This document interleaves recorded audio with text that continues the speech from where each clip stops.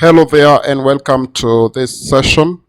In this video, we are going to talk about IELTS reading, IELTS reading subtest, and we are going to look at top hints that you need to put into consideration when you are doing this exam of IELTS reading, because it is not a very easy exam, and quite a number of students complain that this is one of the most difficult subtests in IELTS. So we are going to look at the hints, and I wish that you guys go with me slowly by slowly, step by step, since we need to understand these hints very well for us to be able to master what is needed in IELTS reading. And I want to assure you that if you follow these hints, you are going to do well in your exam. And we have examples and so many cases of people doing well in IELTS reading exams. So it doesn't mean that it is an exam that you have to redo for you to get it right. So I want you to be very attentive towards in the entire video and ensure that if you have questions, feel free to ask them on the comment box and I will be glad to answer you. Now let's start, and my hints, I have listed them using numbers as 1, 2, 3 up to about I think 9, and we are going to look at the exam. Just to introduce, IELTS academic reading exam is an exam of 3 passages. You will be doing 3 passages, or what people call comprehension. Others may call them stories, because generally what will be happening is that you'll be reading a story and then you will answer questions after reading that story. You are expected to answer questions, and per passage you're going to be answering about 13 questions. The entire exam has 40 questions and 3 passages, so 2 of the passages will have 13 questions each, and another passage, the third one, will have 14 questions. Now, the distribution of questions may be different, because the first passage may have 14, then the other 2 will have 13, totaling to 40 questions, and that's essence. Now, also important to note is that the exam takes about 60 minutes. Actually, not about, but the exam takes 60 minutes only. And these minutes are distributed in such a way that you have 20 minutes per passage. Therefore, if you spend more than 20 minutes for any passage, you are eating into your time for the other passages. And sometimes I ask people, if you decide to use just about 5 minutes extra for the first passage, you will use 25 minutes. If you use an extra 25 minutes for the second passage, that adds up to 25 minutes, and then 25, that makes 50. You will have only 10 minutes left for the last passage, and you will not finish that exam. So what people need to understand is that time management is key when you are doing the IELTS reading exam. Time management is key when you are doing the IELTS reading exam. So of the strategies and tips, top hints that we are going to be talking about, we are going to be considering what will enable you to manage your time wisely, so that you can achieve the grade that you need to achieve, and so that you can finish your exam. So quite a number of students have complained about time, and from my experience, I've seen people posting good results, including 8.5, a band score of 8.5 in reading. So which means that it is very doable. And if you capture the strategies, if you have the strategies at your fingertips, it is very possible to complete this exam in the allocated 1 hour time, and you post good results. So I want to assure you that it is doable. Even though many people complain about time, you can do it, and it is very, very possible. So let's get to it. So the first item I want you to know, and some of you may claim that this is not a strategy, but I can assure you it is a very important strategy, is that you will have no time to transfer your answers to your answer sheet. So if you look at my notes, I have written there is no time. So write your answers in the answer sheet. This is not answer sheet, it's answer sheet. So the need to write your answers before the 1 hour is over is very critical. It is very important that before 1 hour is over, you have made sure that you have transferred your answers to the answer sheet. So many people find it good that when you get the answer to number 1, you transfer it to your answer sheet. Number 2, you transfer to the answer sheet because you'll have no time. Unlike in the listening exam where you are given about 10 minutes to transfer your answers to the answer sheet. So in the reading exam, there is no extra time for transferring your answers. 1 hour for the exam and the time for transferring your answers is inscripted in there. So what I advise students is the moment you are done with the first passage, that is the first 13 questions, take like 2 minutes or 1 minute, transfer your answers to the answer sheet. That is for number 1 to 13.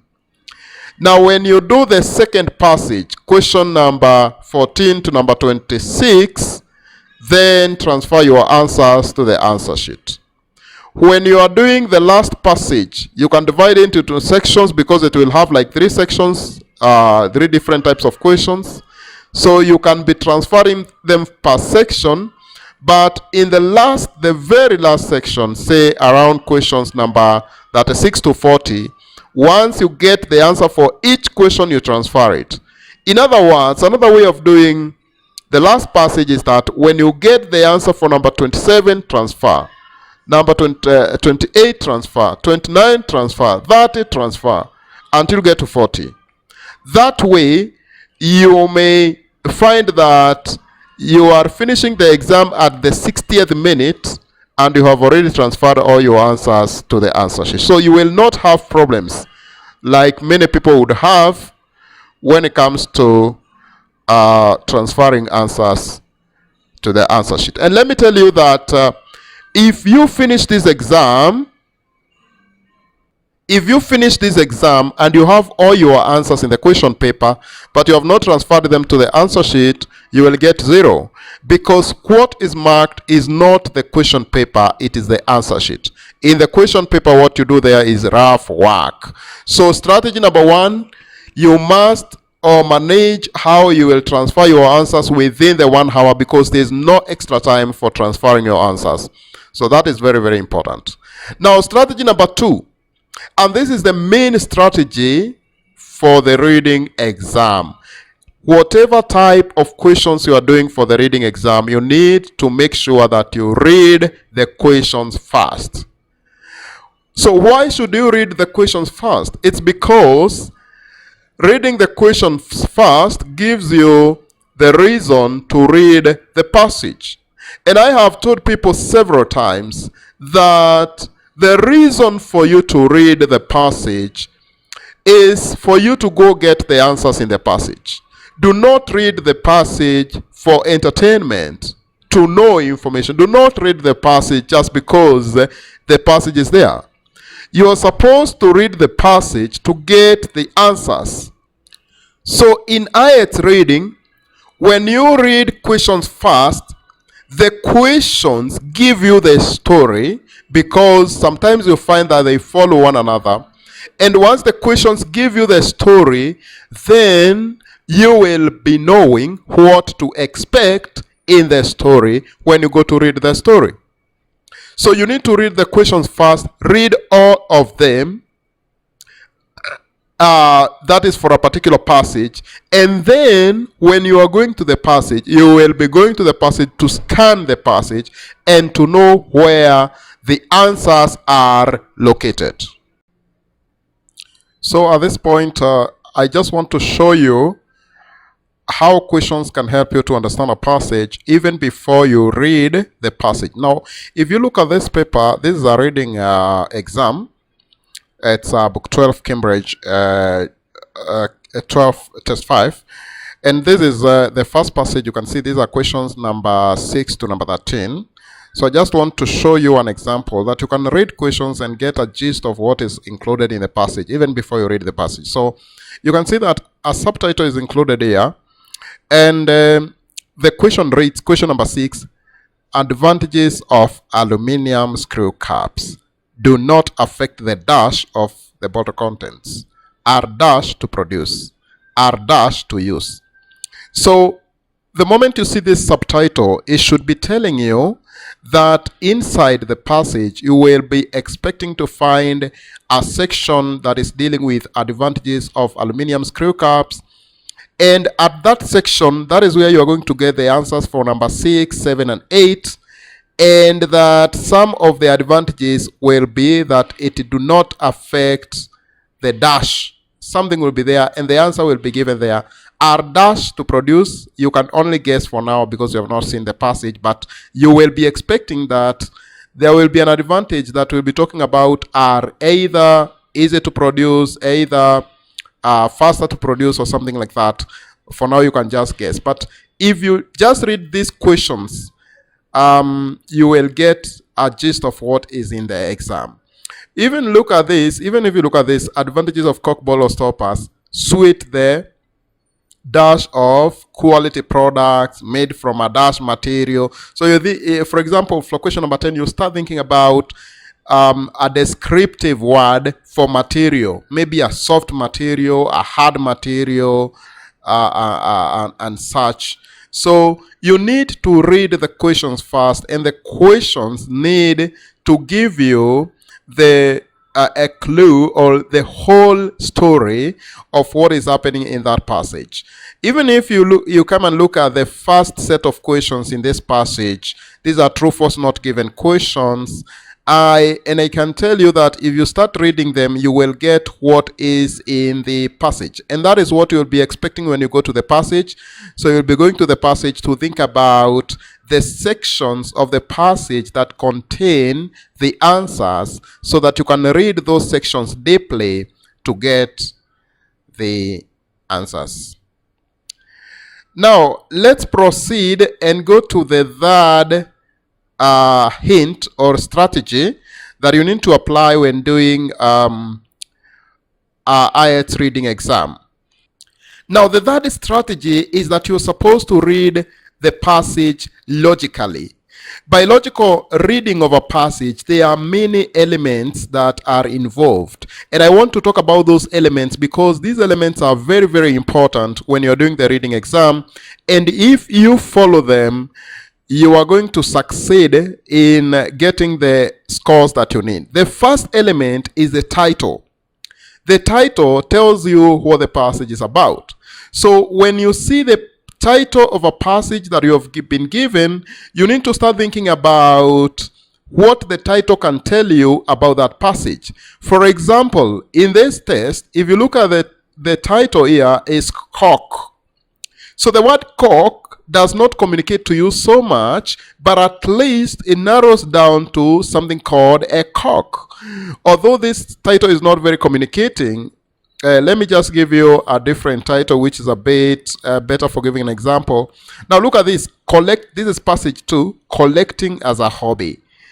So this one narrows it down to collecting. Just collecting, but we are not being told collecting what. So again, it's not very much communicating. If I can compare it with the third passage of this reading, let's look at it. It's called... the third passage is called What's the Purpose of Gaining Knowledge? Now, I like this. This is a good title that communicates to you and should give you a clue of what you should expect in this passage. So, what's the purpose of gaining knowledge? You should start thinking about this passage will be talking about the purpose of gaining knowledge, or rather the importance of acquiring knowledge. So, Whenever you get that paper, you need to start thinking very quickly about the meaning of the title, what the title tells you, whether it communicates to you, and that will be very important in understanding the passage. Now, the second item or element under logical reading of a passage is section headings.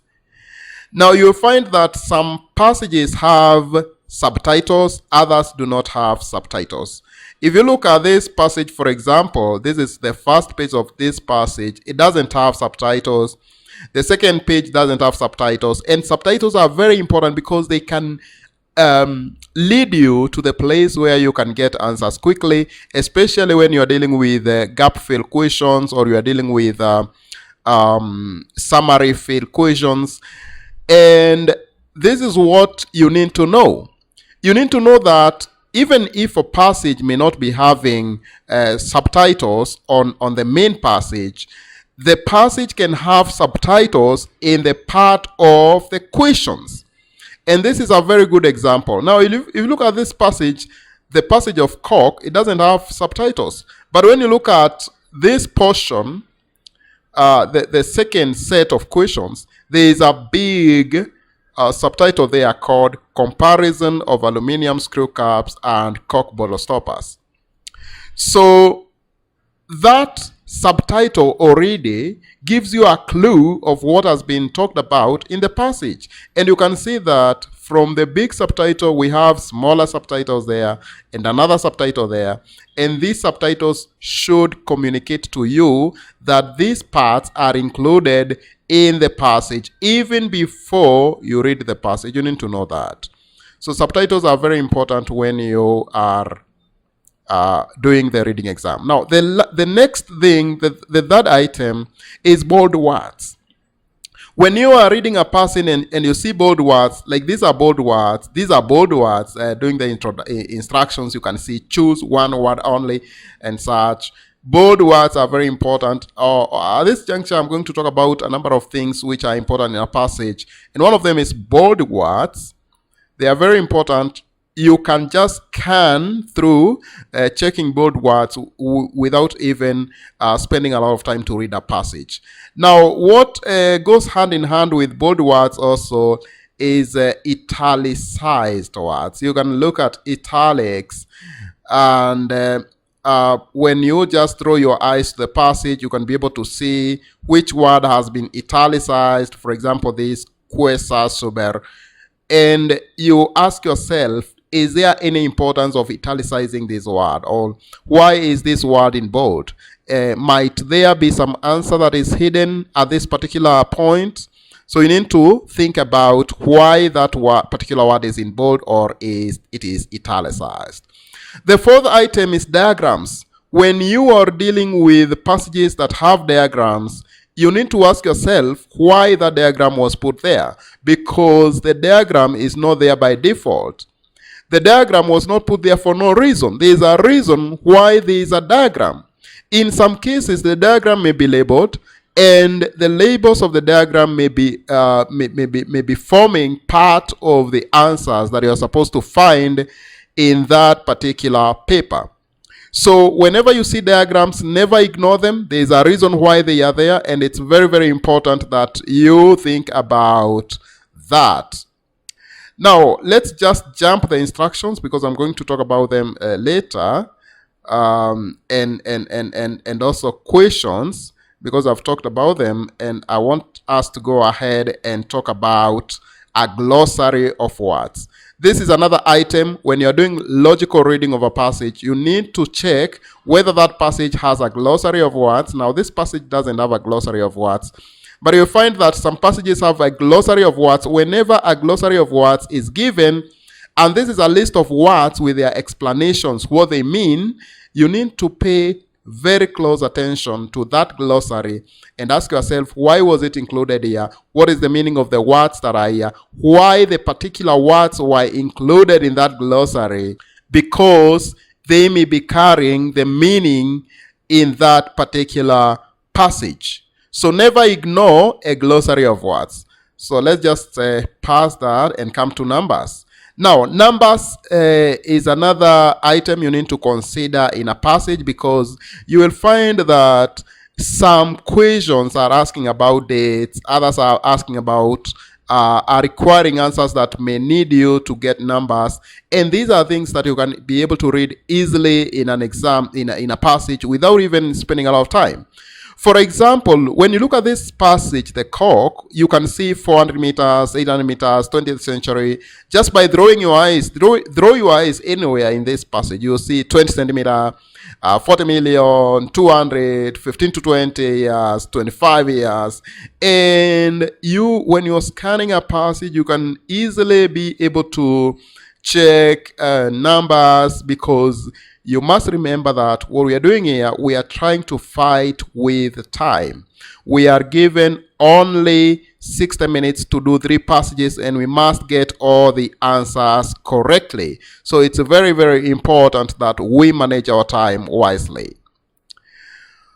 Now, you also need to check whether you have footnotes, because footnotes can be carrying some meaning also. Some answers may be hidden in the footnotes.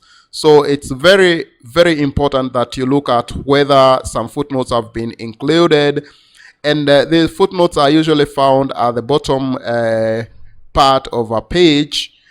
And you might be having some explanations there which are very, very important. Now, something that is not noted here, which I need to mention, is asterisks.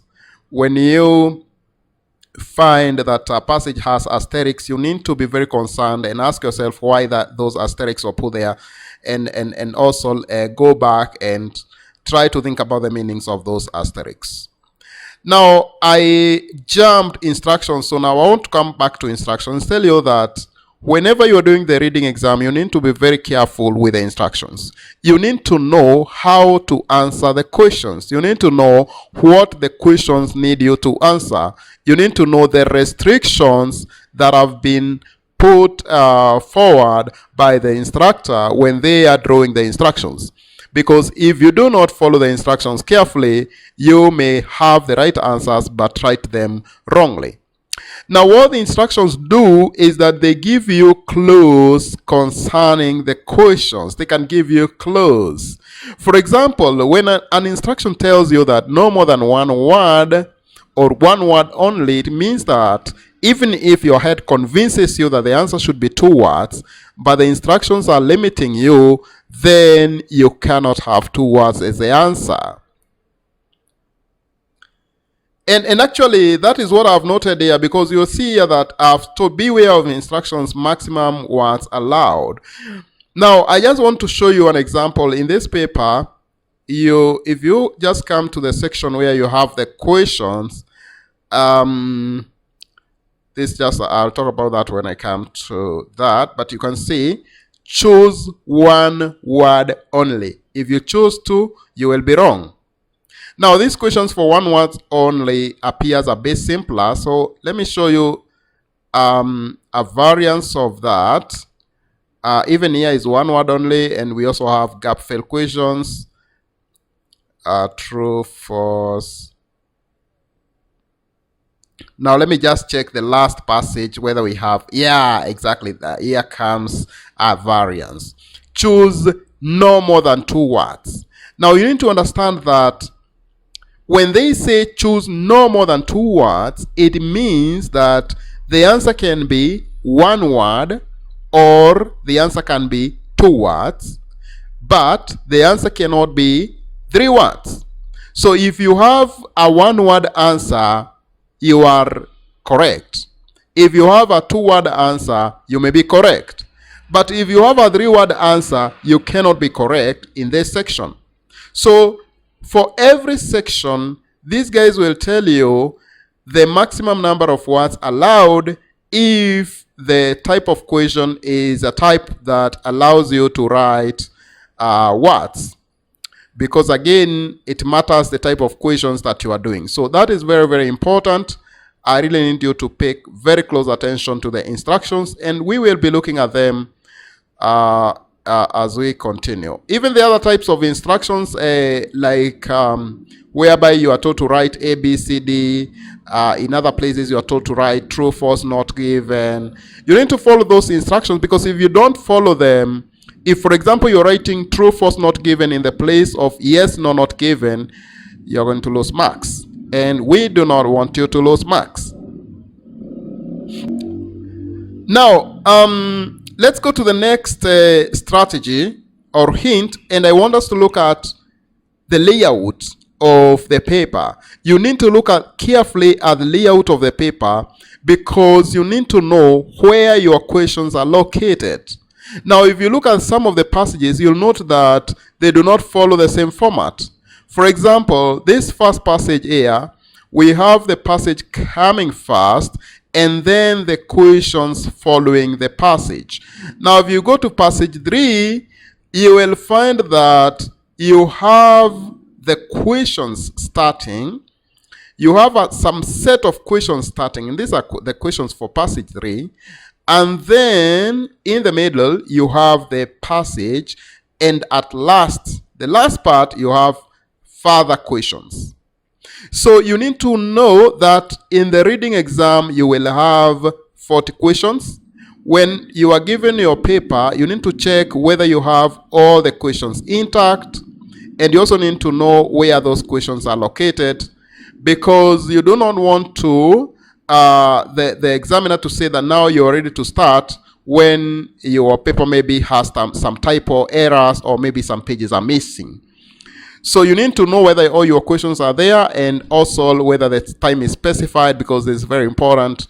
You're going to spend about an hour, exactly an hour, doing that exam. And the moment 1 hour is over, I can assure you the examiner will just say, pens down.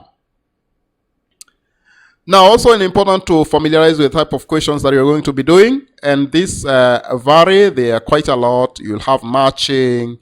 You will have true-false questions. You'll have gap-fill questions, multiple choice questions, short answer, sentence completion, classification, table chart, diagram.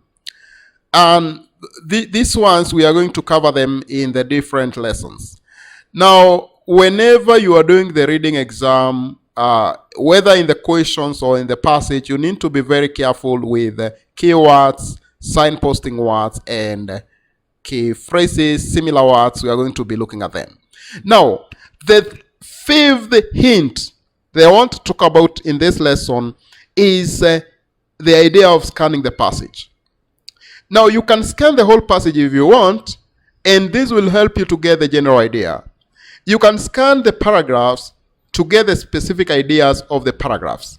However, I want you to know that the most important purpose of scanning a paragraph in IELTS reading is to know where the questions are located. In other words, we said first read the questions. After reading the questions, you want to understand where the answers are located. And the good thing with the reading exam is that it is classified. The questions are grouped into sections. So the good thing again is that you may find that some answers are given in one paragraph or 1 to 2 paragraphs.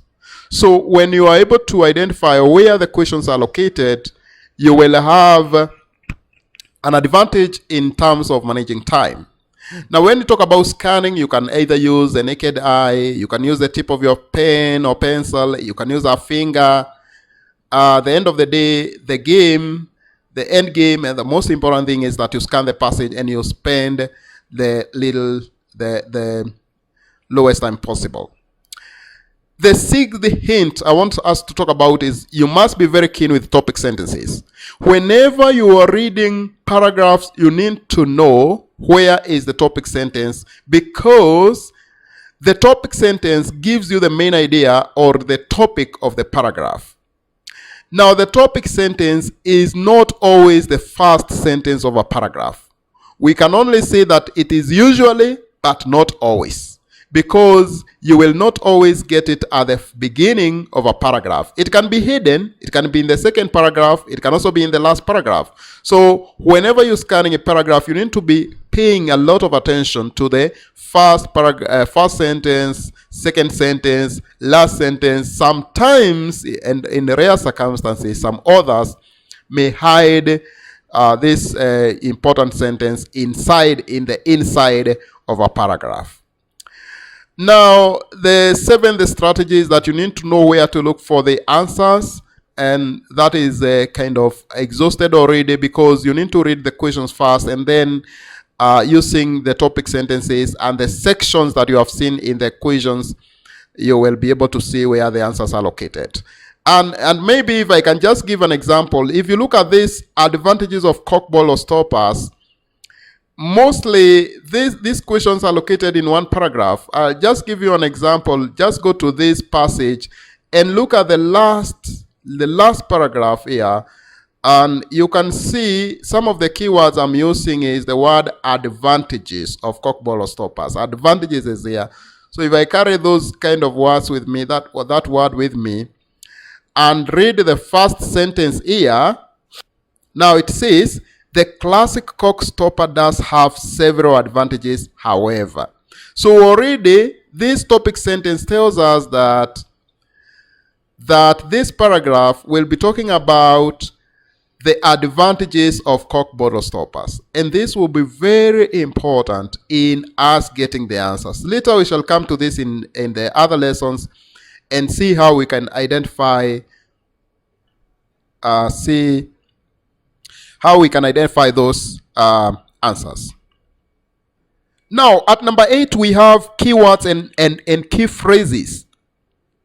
Keywords and key phrases in every question or also in the passage are very, very important in helping us to locate where the answers in the passage are located, because the keywords are the words that carry the meaning in a sentence. So you need to know which are the keywords you're going with. Like in the previously, when I was identifying advantages, you can see I carried the word advantages. I went with it to the passage and I was able to locate where I'm going to find those answers. So you need to be very keen with the keywords, key phrases, similar phrases, synonyms, and such. Next, I want us to look at, you need to place the task across the passage. And what this means is that you need to, when you look at the questions for a particular section, you need to carry like those questions as a group and try to locate an exact place where all those questions are coming from, and you'll be able, most likely you'll get all the answers for those questions at one particular place. For example, when we're talking about summary questions will mostly come from 1 or 2 paragraphs. So when you're able to identify in an entire passage of like 10 paragraphs where those 2 paragraphs or 1 paragraph is, you save a lot of time compared to someone who has not been able to identify where to get the answers. And this is very, very important for you, and it's not very different from the other strategies that we have talked about. So if you look at all these strategies, you need to understand that all these strategies are dealing with time management, that you need to manage your time very well so that you can ace the exam within the given time. Remember, you are given 20 minutes per passage. You need to understand that the 20 minutes are not for just reading the passage alone, but you need the 20 minutes to read the passage, reread the passage, and also answer the questions. So you have to start by reading the questions. If I can give a summary, read the questions first, understand the questions very well, go to the passage, scan the passage as you locate where the answers are located, and as you are able to locate where the answers are located, now you read those parts deeply for you to get the specific answers that you need. So that brings us to the end of this lesson. In the subsequent lessons, we'll be learning about the different types of questions in IELTS reading and all the emerging issues that we'll be raising in the comments section. And we will be glad to address them. And I want to take this opportunity to wish you all the best. Thank you.